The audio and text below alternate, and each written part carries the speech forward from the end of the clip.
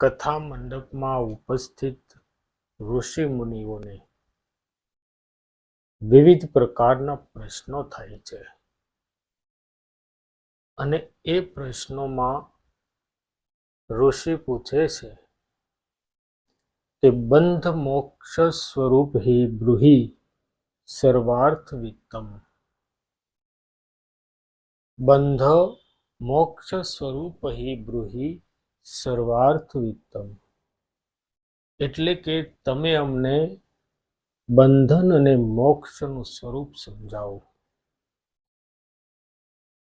ઋષિ મુનિઓના આ સવાલનો જવાબ આપતા સૂતજી મહારાજ કહે છે કે હે જ્ઞાની જનો, તમે સાંભળો.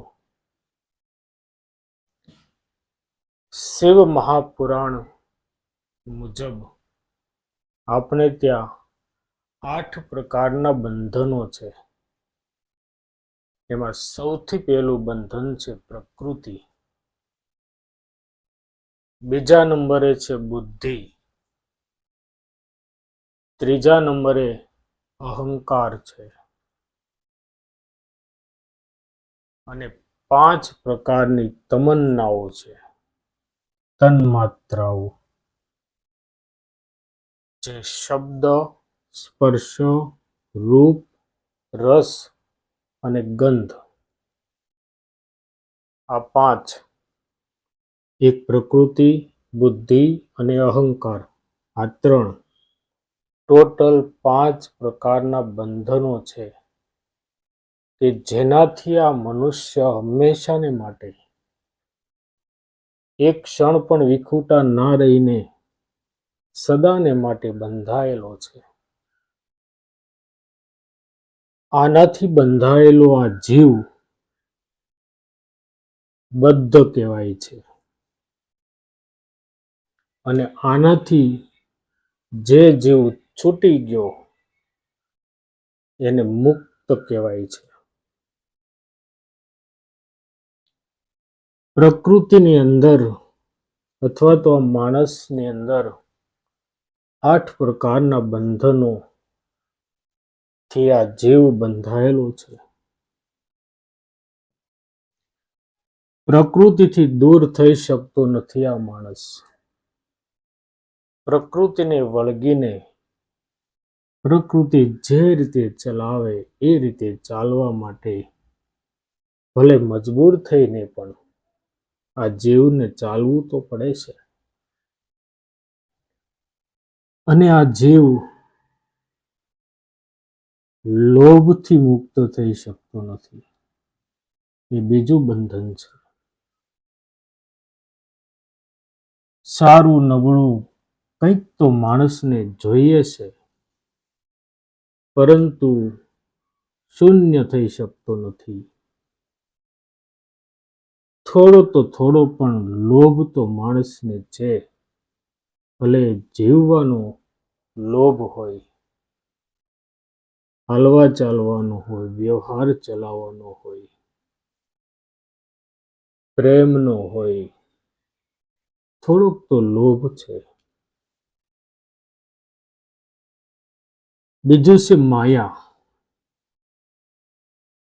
માયા આ જીવને વળગીને રહે છે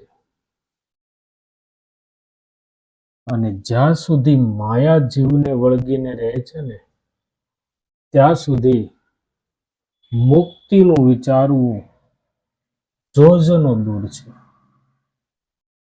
ત્યાં સુધી માણસને આ જીવને મુક્તિ મળતી નથી. ક્રોધ આ પણ આ જીવની સાથે બંધાયેલું એક બંધન છે. માણસને ક્રોધ આવે છે, એનાથી એ મુક્ત થઈ શકતો નથી. પોતાનો નિજી સ્વાર્થ જ્યારે સધાય નહીં ને ત્યારે માણસ ક્રોધિત થાય છે. પોતાના સ્વાર્થે માણસ ક્રોધિત થાય છે અને આ ક્રોધથી એ મુક્ત થઈ શકતો નથી. આ જીવને એ બંધન છે. ત્યાર પછી છે મોહ.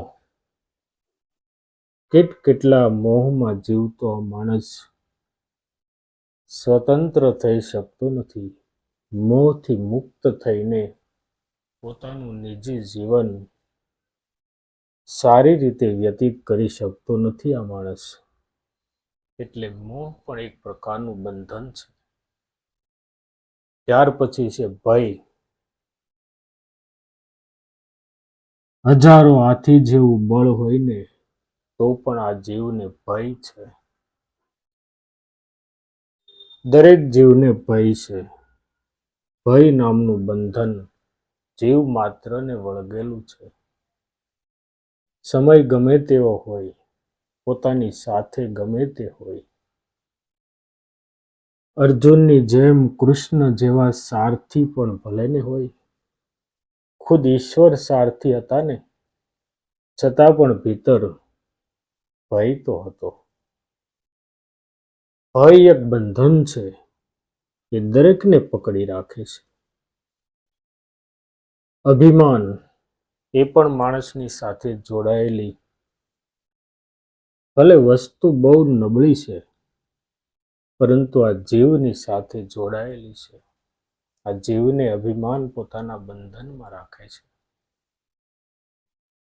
થોડા વધતા ઓછે પણ અભિમાન તો માણસ માત્રને આવે છે. અને શોક, દુઃખ, દર્દ, જખમનો અહેસાસ માણસને બંધનથી બાંધે છે. આ બધું જ હોવાના કારણે આપણું પરિવાર આપણને આપણું લાગે છે અને એના મોહમાં આપણે જીવતા આગળ ચાલીએ છીએ. હકીકતની અંદર આ સંસારની અંદર કોઈ પણ જીવ સાથે કોઈ પણ જાતનો રિલેશન સંબંધ ધરાવતો નથી.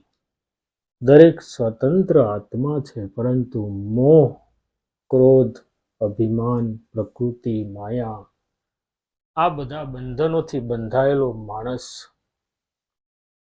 મુક્ત રહી શકતો નથી. અને એ મુક્ત રહી શકતો નથી એટલા માટે એ મોક્ષને શોધે છે માણસ. પરંતુ આ 8 બંધનો એવા છે, એવી મજબૂતાઈથી જકડી રાખે છે આ જીવને કે એમાંથી મુક્તિ મળતી નથી. આ 8 તત્વોથી આપણો આ દેહ બન્યો છે. પંચ મહાભૂતો તો ખરા જ, પરંતુ ટોટલ આ 8 તત્વોથી આપણો આ દેહ બન્યો છે. અને આ દેહની અંદર, મનની અંદર કે હૃદયની અંદર આ 8 બંધનો સેફ પડ્યા છે. આ 8 તત્વોથી બનેલો આ દેહ કર્મ કરે છે. અને કર્મ પ્રમાણે ફરીવાર એને જન્મ મળે છે. શાસ્ત્રની અંદર 84 લાખ યોનિઓનો ઉલ્લેખ છે. આ ચક્ર સતત ચાલ્યા કરે છે. આ સંસારનું ચક્ર ક્યારેય ભટકતું નથી. એનું કારણ છે આ 8 બંધનો. જો એ ચક્રમાંથી બહાર નીકળી જવું હોય ને, તો મહાદેવના નામનું જાપ કરો. જે સૌથી મોટી શક્તિ છે આ જગતમાં, એમના નામનું સ્મરણ કરો, રટણ કરો. મહાદેવ સિવાય કોઈ મોક્ષ આપી શકે નહીં. મહાદેવ તો બહુ દયાળુ છે, કૃપાળુ છે, કલ્યાણકારી છે. એમની પાસે જાઓ અને એમને વિનંતી કરો. આવી રીતે સૂતજીએ કથા મંડપમાં ઉપસ્થિત તમામ ઋષિ મુનિઓને પાર્થિવ લિંગની પૂજન વિધિ કેવી રીતે કરી શકાય એ સમજાવતા બંધારણ બાંધ્યું છે કે સૌથી પહેલા તો પાર્થિવ લિંગની પૂજા કરતા પહેલા મોક્ષની પ્રાપ્તિ માટે પ્રાર્થના કરો મહાદેવને, અને મહાદેવ જ્યારે મોક્ષ આપશે ને ત્યારે કૈલાસ પર પોતાના ધામમાં મુક્ત રીતે સ્વૈર વિહાર થઈને વિહરવા દેશે આપણા આત્માને. એટલે શિવ મહાપુરાણની અંદર ઉલ્લેખ કરવામાં આવ્યો છે તેમ આ જગતના તમામ અસ્તિત્વનો માલિક છે. એ ક્યારેય પણ પોતાના સર્જન, પોતે સર્જેલા જીવ, આત્મા, તણખલા, કણ કોઈ પણને ક્યારેય પરેશાન થવા દેતા નથી. મહાદેવ તો મહાદેવ છે.